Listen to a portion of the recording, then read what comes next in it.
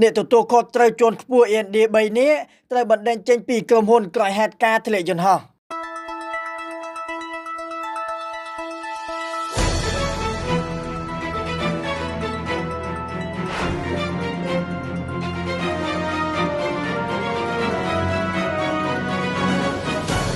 ក្រុមហ៊ុនអាកាសចរ AND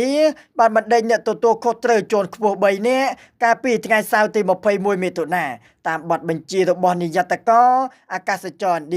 មូលហេតុនៃការបណ្តេញបុគ្គលិកទាំង3រូបនេះគឺមិនពាក់ព័ន្ធនឹងគ្រោះថ្នាក់យន្តហោះ Boeing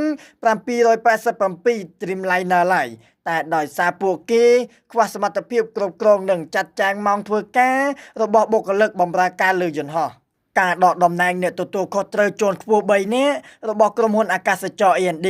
នៅថ្ងៃសៅរ៍ទី21មិថុនាគឺធ្វើតាមបទបញ្ជារបស់អគ្គនាយកដ្ឋានអាកាសចរ Civil AND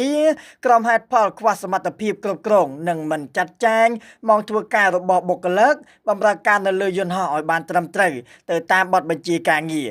ក៏ប៉ុន្តែអគ្គនាយកដ្ឋាននេះមិនបានបញ្ជាឲ្យបានច្បាស់ថាតើការបណ្តេញបុគ្គលិកជាន់ខ្ពស់3រូបពាក់ព័ន្ធនឹងគ្រោះថ្នាក់ធ្លាក់យន្តហោះ Boeing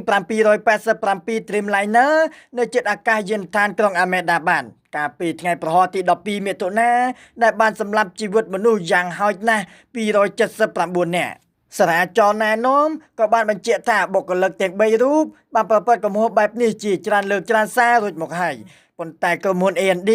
បានប្រងើយកន្តើយនិងមិនបានចាត់វិធានការតឹងរឹងណាមួយចំពោះពួកគេឡើយអគ្គនាយកដ្ឋានអាកាសចរ Civil AND ទុកពេល10ថ្ងៃឲ្យក្រុមហ៊ុន AND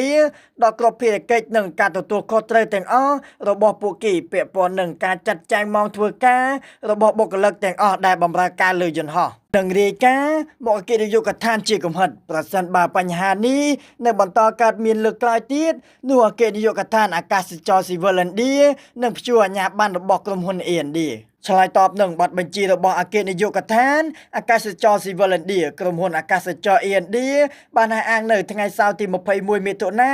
ថានឹងគោរពតាមសារាចរណែនាំនេះហើយក៏បានសន្យាគោរពនឹងអនុវត្តតាមបទសន្តានសុវត្ថិភាពរបស់អគ្គនាយកដ្ឋានគួរជ្រាបថាក្រោយពីបានរកឃើញប្រអប់ខ្មៅរបស់យន្តហោះ Boeing